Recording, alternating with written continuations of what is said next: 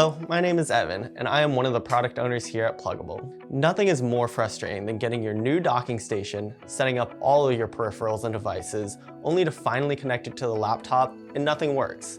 This is why I'm here to showcase some common issues that you may run into when setting up your Thunderbolt or USB-C docking station for the first time. The first common issue that customers will encounter when setting up their docking station is using the wrong cable to connect their dock to their laptop.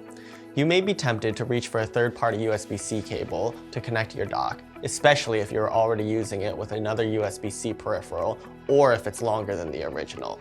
But not all USB-C cables are created equally, and often may only support charging and USB 2.0 speeds, which doesn't support the necessary requirements for these docks to work properly.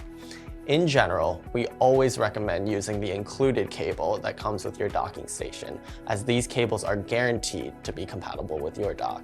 Next, an issue that we see customers run into is connecting the USB-C cable to the dock on the wrong USB-C port. A lot of our docks have multiple USB-C ports, but only one of them is an upstream port that is intended to be connected to the host laptop. This port can usually be identified by a laptop symbol next to the port, so ensure that the cable connecting your laptop to the dock is connected to this exact port on your docking station, or by referring to the quick start guide included with all of our docks.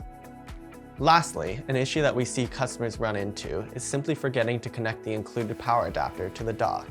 While we do offer a selection of bus power devices, a lot of our docking stations and hubs do require an external power supply in order to power all of the electronics packed inside these devices. A common misconception is that the power supply is used only for the host charging features of these docks. So if you don't need host charging, you don't need the power supply. But again, the power supply is always needed for the dock to work properly.